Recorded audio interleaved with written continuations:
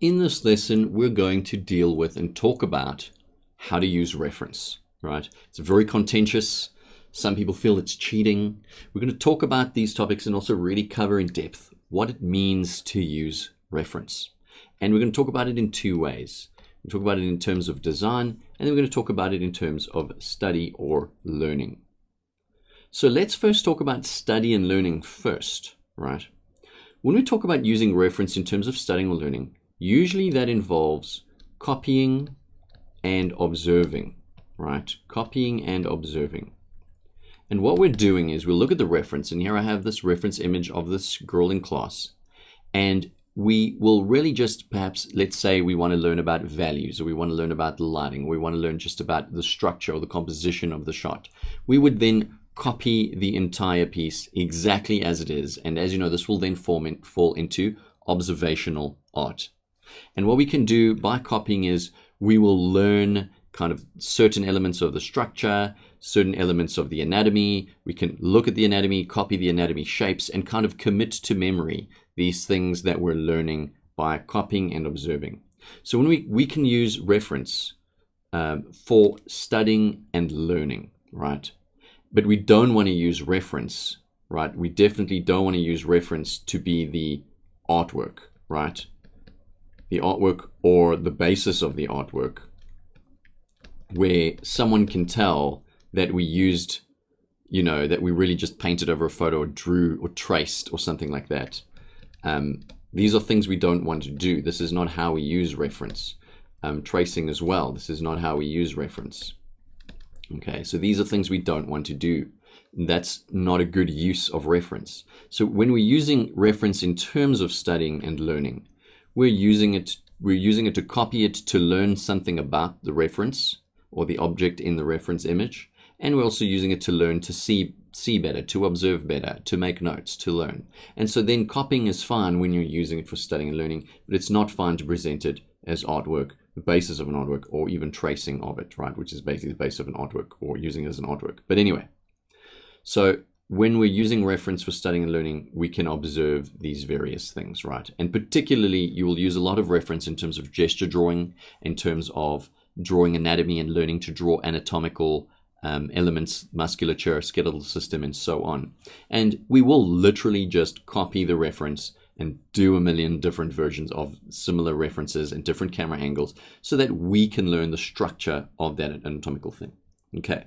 But the primary way that we actually use reference is for design.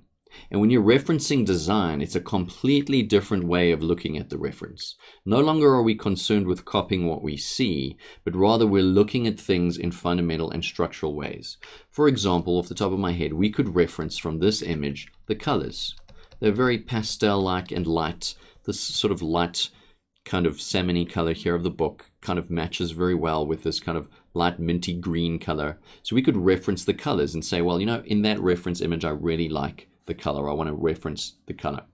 We could reference her expression, for example, right? And so we're not going to copy this exact expression on our drawing in this exact pose. We can just kind of reference her expression and say, okay, she's kind of got a cheery smile, an interested smile, and her one eyebrow's down and her other one's up. And we can kind of replicate those things in our work. But we're not copying, we're referencing, right? We're borrowing, if you wish, from the piece. You could certainly reference the pose, right? Reference the pose. And by referencing the pose, maybe your character is tired after a hard day at college or university or school, and you're really just borrowing the structure of the hand under the chin and the arm on the torso at this angle and maybe the other arm on the desk. So you could reference the pose. You could reference the composition. You may just like the whole composition of this lady in the background and another lady there and then the main character here and just the whole general composition of everything. So you can reference the composition. And depending on what you're drawing, if you're drawing mechanical objects or man-made objects, you could reference mechanical operation. You could reference design choice. You could reference so many elements, so many theoretical elements that you could arguably reference. When you're painting and stuff, you can reference values. That is the bright and dark values on the piece. You could reference the camera lens, if you wish. camera lens. So here there's using a very low f-stop lens to get that nice background blur and sharp foreground. And so this is what really, when we talk about reference most of the time, is what we're talking about when we're doing creative work or imaginative work. And so referencing for design falls solidly in imaginative, creative work. And referencing for study and learning is really on that observational art side of things, where we're observing to learn, to study, to grow in our understanding of the world and of how light works and of how anatomy works and so on and so forth. When we're referencing design, we're borrowing elements that we appreciate, that we like, and we may mix with other elements and throw in our own designs. And when you're referencing for design, generally speaking, and hopefully this should be the case, 9.99 times out of 10, if not 10 out of 10 times, your work looks nothing like the work you've referenced from, or the pieces that you're using for reference, the multiple photos or objects or trees or backgrounds or what have you, because you're referencing design elements. You're not referencing the actual image itself.